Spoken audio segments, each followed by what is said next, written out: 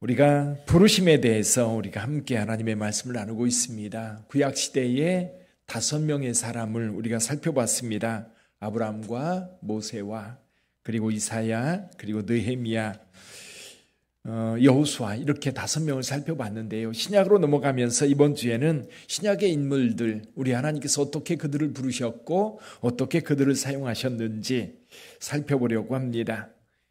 이사야를 부르신 상황 속에서는 우리를 부른 분이 누구냐? 우리를 부른 분이 누구냐? 이사야는 성전에 높이 들린 보좌에 앉으신 하나님을 배우면서 그 하나님의 부르심을 받았고 그리고 그 부르심을 따라 사역을 했습니다. 느헤미야를 우리가 살펴볼 때에는 느헤미야는 하나님께로부터 직접 음성을 들은 건 아니지만 그가 늘 마음에 품고 기도하던 조상들의 땅 예루살렘 성이 무너진 채로 있다는 이야기를 듣고 몇 날 며칠을 울며 성소에 들어가서 주를 섬기는 일을 했는데 그의 이 세례요한의 아버지 아비야 반열의 이 사가랴라고 하는 제사장이 성전에 들어가서 하나님을 섬기고 있는데 주의 사자가 나타나지요. 주의 사자가 나타나서 말합니다. 그때까지 엘리자벳과 사가랴는 나이가 많도록 자녀가 없었습니다. 이제 할머니가 된 거예요. 사라처럼 나이가 많았던 거지. 근데 내가 내 소원대로 내 기도가 응답되어서 아들을 낳게 될 것이다. 그러나 그 이름을 요한이라 하라.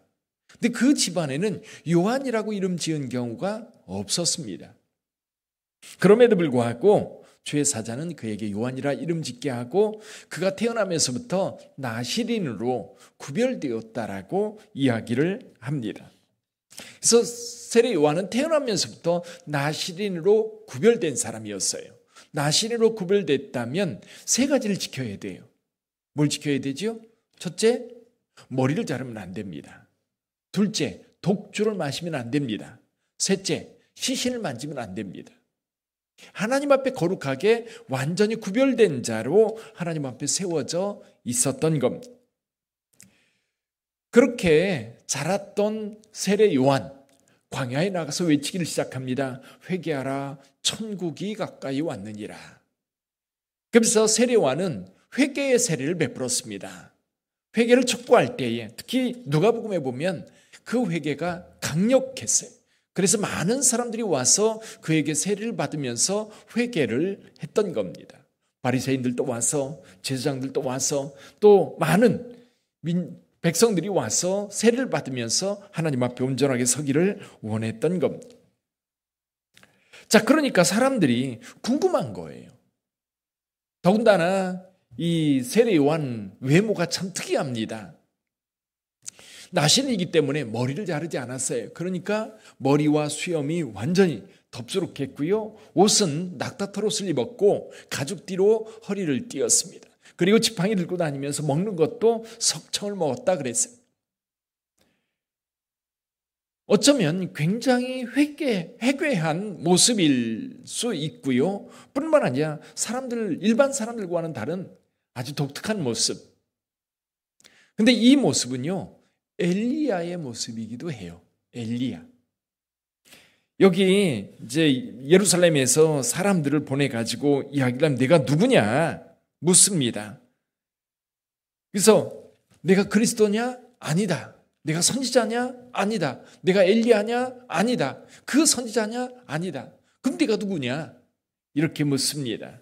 그럴 때 나는 주의 길을 곧게 하라고 광야에 보내진 광야에 외치는 소리다라고 이야기를 합니다. 우리 23절 한번 볼까요? 이르되 나는 선지자 이사야의 말과 같이 주의 길을 곧게 하라고 광야에서 외치는 자의 소리로라 하니라. 광야에 외치는 자의 소리. 선지자 예언처럼 광야에서 외치는데 이 광야에서 외치는 이 외침은 누구를 위한 외침이다? 누군가의 길을 예비하는 것이다.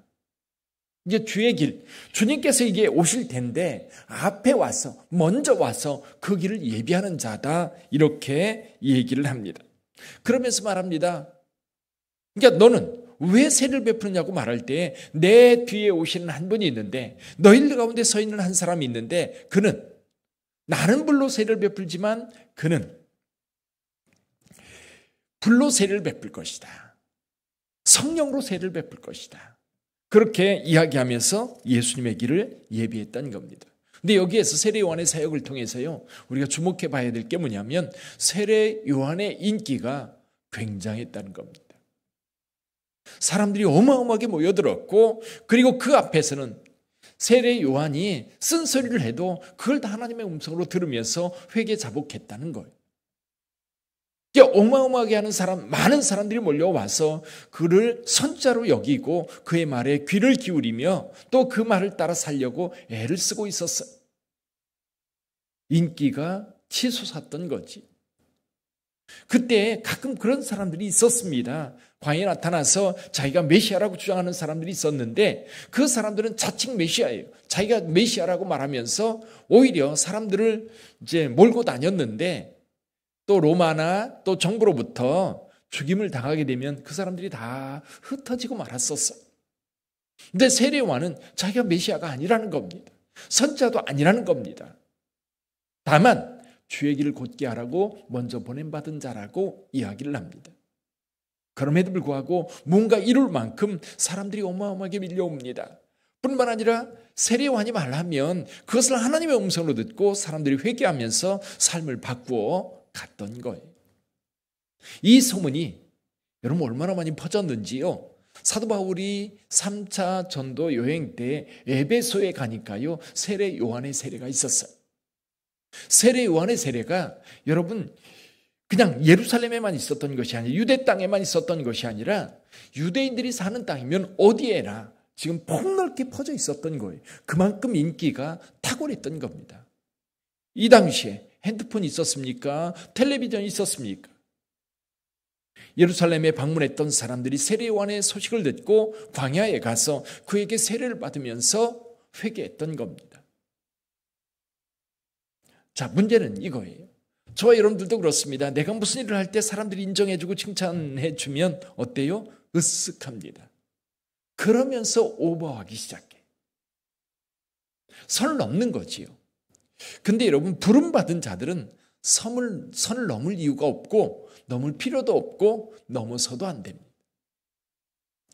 저와 여러분들에게 사역이 주어졌으면 그 사역은 내가 감당할 부분이라고 한다면 그 부분에 최선을 다할 뿐입니다.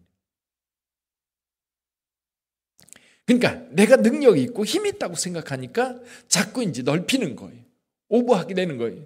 내가 맡은 일이 여기까지인데 그 안에서 잘 감당하면 돼요. 그러면 정말 아름다워요. 다른 사람이 볼 때도 정말 저분 참 열심히다, 정말 잘한다, 그 선에서 끝나면 참 좋은데 늘 넘어요. 늘 넘으면 그 다음부터 여러분 그가 했던 정말 아름다운 사역의 열매들도 다 사라져버리는 경우가 얼마나 많은지 몰라요. 세상도 그래요. 세상에서도 자기가 맡은 일 잘 감당하면 돼요. 대통령으로 뽑혔으면 그 선에서 하면 됩니다. 근데 아프리카의 독재자들 보면은 그 선을 늘 넘어서요. 독재자들이 그렇잖아요. 지금 푸틴도 그렇고요. 터키도 그렇고요. 아프리카의 많은 나라들이 그렇습니다. 그러니까 끊임없이 분쟁이 일어나고 끊임없이 그것 때문에 사람들이 상처받고 고통스러운 거예요. 사람들이 그 선을 지키기가 참 어려운 겁니다. 그러나 부름받은 저와 여러분들은 그 선을 잘 알아야 돼요. 그 범위를 잘 알아야 돼요. 세례 요한은 그 범위 안에서 주의 길을 예비하는 자로. 그래서 이제 한 번은 이런 일이 있었습니다. 세례 요한이 예수님께 세례를 베풀고 예수께서 오고 가는 모습을 보면서 제자들에게 말합니다. 보라, 세상 죄를 지고 가는 하나님의 어린 양이로다. 이 증언을 들은 세례 요한의 제자들, 세례 요한을 따르던 사람들이 많이 그쪽으로 갑니다. 세례 요한을 따르던 다른 제자가 말합니다. 선생님의 제자들이 다 선생님이 증언하는 저 사람에게로 건너갑니다. 그렇게 얘기를 했더니 세례 요한 뭐라고 얘기해요? 그는 흥하여야 하겠고 나는 쇠하여야 하리라. 그는 흥하여야 하겠고 나는 쇠하여야 하리라. 그러니까 세례 요한은 자기가 누구인지를 분명히 알고 있었던 겁니다. 자기는 예수님, 뒤에 오는 예수님을 높이고 그의 길을 예비하는 자였지 그에 앞서가면서 그보다 더 높은 자리를 차지하려고 애쓰는 자가 아니었던 겁니다. 그가 나타나서 사역을 할 때에 세례 요한은 슬그머니 사라져버리는 거예요. 마태, 마가, 누가복음을 보면 예수님의 사역이 언제부터 시작되느냐면 세례 요한이 옥에 갇혔을 때부터 시작돼요. 세례 요한의 사역이 끝나고 나서 예수님의 사역으로 이어지는 것으로 나타납니다. 근데 요한복음에는 이게 좀 겹치지요. 요한복음에는 약간 겹치는 것으로 되어 있는데 어쨌거나 세례 요한은 예수님의 사역을 준비하는 자로 그 사명을 다했던 겁니다. 예수께서 사역을 시작할 때에 그는 흥하여야겠고 나는 쇠하여야 하리라. 그러면서 슬그머니 사라져버려요. 그래서 예수님의 사역이 앞으로 드러나게 되고 또 많은 사람들에게 시선이 세례 요한에게서 예수님에게로 옮겨갈 때 세례 요한은 그게 당연한 것으로 여겼습니다. 요즘 한번 생각해 보세요. 아이돌 가수들 한때 인기를 누렸고 한때 많은 사람들이 환호를 받았던 사람들이 그 환호가 사라졌을 때에 자살을 하고요, 마약을 하고요, 그러면서 인생 자체가 망가지는 경우가 참 많아요. 그러나 여러분, 우리가 가지고 있는 그 능력을 따라서 주님께 부름을 받았다면 그 선을 지키는 것이 매우 중요해요. 그래서 저와 여러분들, 우리가 주님의 일을 하면서 주께서 우리에게 맡겨주신 것이 무엇인가를 잘 봐야 됩니다. 그리고 그 범위가 어디까지인가 잘 봐야 됩니다. 그 범위 안에서 우리가 함께 하나님의 영광을 위하여 쓰임받을 수 있는 저와 여러분들이 되기를 주님의 이름으로 축원합니다. 기도하겠습니다.